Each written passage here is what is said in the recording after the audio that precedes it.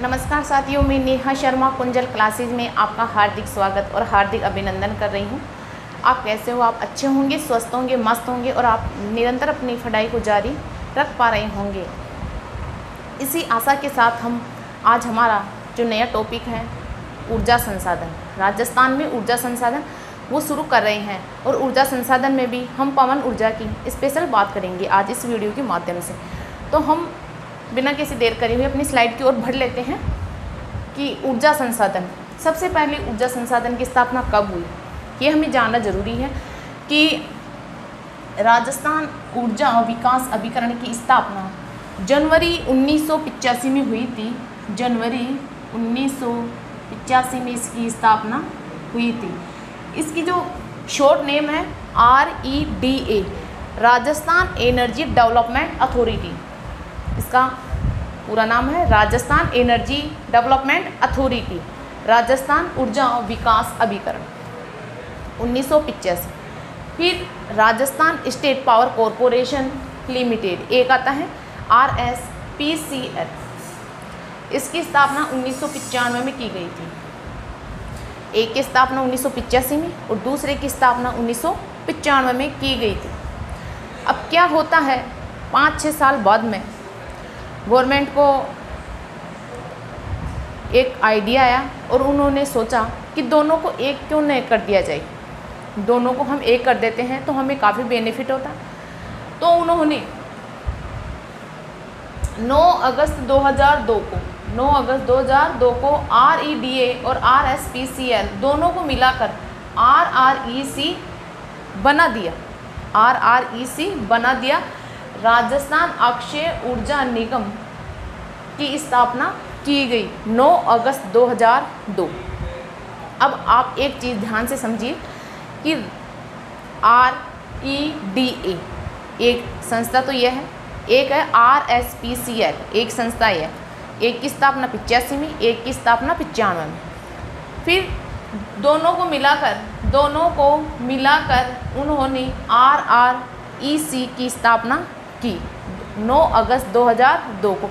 देखो ये इम्पोर्टेंट लगा लेना, ये वेरी मोस्ट इम्पोर्टेंट है। ये दोनों ही संस्थाएं मोस्ट है, इनके इम्पोर्टेंट लगा लेना। ये क्वेश्चन बने हुए हैं पिछले एग्जामों में। फिर भारत की बात करें कि भारत विश्व में कौन सा स्थान रखता है पवन ऊर्जा के मामले में, तो मैं बताऊं कि भारत विश्व में 5वां बड़ा पवन ऊर्जा उत्पादक देश है। अब हम राजस्थान के बारे में भी जान लेते हैं, क्योंकि हम राजस्थान के संदर्भ में पढ़ रहे हैं। तो राजस्थान भारत में पहला स्थान रखता है पवन ऊर्जा के मामलों में। और राजस्थान में भी पहला स्थान बात करें तो वो आपका जैसलमेर है। जैसलमेर राजस्थान में, राजस्थान भारत में और भारत विश्व में 5वां स्थान रखता है। क्लियर। फिर हम बात करें कि राजस्थान पवन ऊर्जा से विद्युत उत्पन्न करने में प्रथम स्थान पर, ये मैं बता चुकी आपको। अब वायु द्वारा ऊर्जा उत्पन्न करने में सबसे ज़्यादा संभावना है आपके जैसलमेर में, फलोदी जोधपुर में। अब फलोदी अलग जिला बन गया है, इसलिए जोधपुर आपको नहीं पढ़ना है, बाड़मेर और बीकानेर, इन जिलों में वायु द्वारा पवन ऊर्जा की संभावना सर्वाधिक रहती है, क्योंकि ये सभी पश्चिमी जिले हैं और पश्चिमी राजस्थान में सर्वाधिक आंधियाँ या हवाएं पश्चिमी राजस्थान में ही चलती है। ठीक। अब बात करें अमर सागर जैसलमेर की। इसमें अक्टूबर 1999 में क्या होता है, Rajasthan state power corporation limited द्वारा राज्य का प्रथम पवन ऊर्जा संयंत्र स्थापित किया गया था। Rajasthan state power corporation limited एक इकाई है, एक कंपनी है, एक यूनिट है। तो उन्होंने क्या किया, अक्टूबर 1999 में अमर सागर जैसलमेर में राज्य का प्रथम ऊर्जा संयंत्र स्थापित किया था। राज्य का पहला ऊर्जा संयंत्र है अमर सागर आपके जैसलमेर में। यहाँ तक किसी को डाउट? अब हम आगे बढ़ लेते हैं। विंड एनर्जी प्लांट, आपसे पूछे कि विंड एनर्जी प्लांट कौन से ज़िले में है, तो ये आपके जैसलमेर ज़िले में है। ये देखो, ये भी मोस्ट है विंड एनर्जी। जो ये स्लाइड है ना आपके लिए वेरी वेरी मोस्ट है, मैं केवल फैक्ट लेके आई हूँ जहाँ से क्वेश्चन बनते हैं। बिल्कुल मलाई है, ये मक्खन है, S9X टेक्नोलॉजी का देश में अपनी तरह का ये प्रथम प्लांट है जो wind energy plant S9X technology है। ये देश का प्रथम प्लांट है, अपने आप में ये एक अलग विशेषता रखता है। फिर तेजवा जैसलमेर की बात करें कि यहाँ सुजलॉन कंपनी के विंड टरबाइन का शिलान्यास किया गया है। विंड टरबाइन का शिलान्यास आपके तेजवा जैसलमेर में किया गया है। फिर आता है आपका हर्ष पर्वत सिक्कर, जैसलमेर के बाद राज्य का दूसरा सर्वाधिक क्षमता वाला पवन ऊर्जा स्टेशन है। अमरसागर जैसलमेर पहला है, अब दूसरा हर्ष पर्वत। लेकिन आपको एक चीज़ बता दूँ, आपको थोड़ा सा डाउट होगा, यहाँ पे कई बुक्स है, ऑथेंटिक है बुक, उसमें कई जगह हर्ष पर्वत सिक्कर को माना गया है और कई जगह देवगढ़ प्रतापगढ़ को माना गया है। देवगढ़ प्रतापगढ़, इन दोनों में आपके थोड़ा सा कंफ्यूजन होगा, कई बुक्स में यह है और कई बुक्स में यह है, तो ये थोड़ा शंकास्पद मामला है। फिर आपके एनकॉन इंडिया लिमिटेड है, सुजलॉन और RRBN लिमिटेड राज्य में पवन ऊर्जा के क्षेत्र में कार्यरत कंपनियां हैं। एनकॉन इंडिया लिमिटेड, सुजलॉन और RRBN लिमिटेड पवन ऊर्जा के क्षेत्र में, यानी जो पवन ऊर्जा के क्षेत्र में जो कार्य कर रही है उन कंपनियों का नाम है एनकॉन इंडिया लिमिटेड, सुजलॉन और RRBN लिमिटेड। 3 कंपनियां पवन ऊर्जा के क्षेत्र में राजस्थान में काम कर रही है। इसी प्रकार आप भी अपनी तैयारी को मजबूत आधार, जैसे कंपनी अपना काम कर रही है वैसे आप भी अपना काम करो ताकि आपको भी अपना लक्ष्य प्राप्त हो जाए।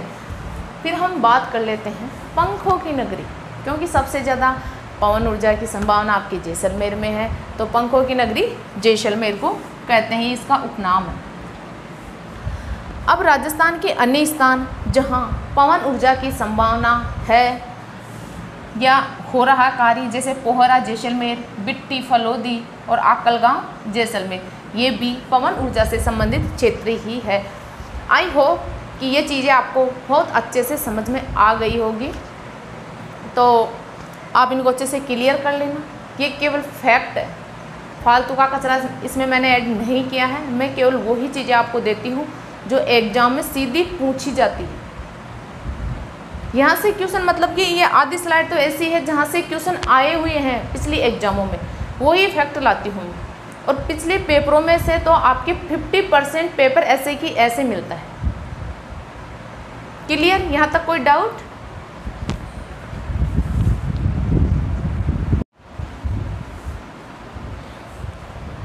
अब आगे हम बायोगैस की बात करेंगे। बायोगैस क्या होती है? ये होती है गोबर, गोमूत्र और अन्य कचरे को एकत्रित कर बायोगैस संयंत्रों में ढालकर, जो बायोगैस संयंत्र है, मशीनें हैं, उनमें गाय का गोबर है, गोमूत्र है और अन्य कचरे को ढालकर उन मशीनों में विपणन किया जाता है, जिससे बायोगैस उत्पन्न होती है। यानी मशीनों में उसको ढाल देते हैं, फिर बायोगैस उत्पन्न हो जाती है।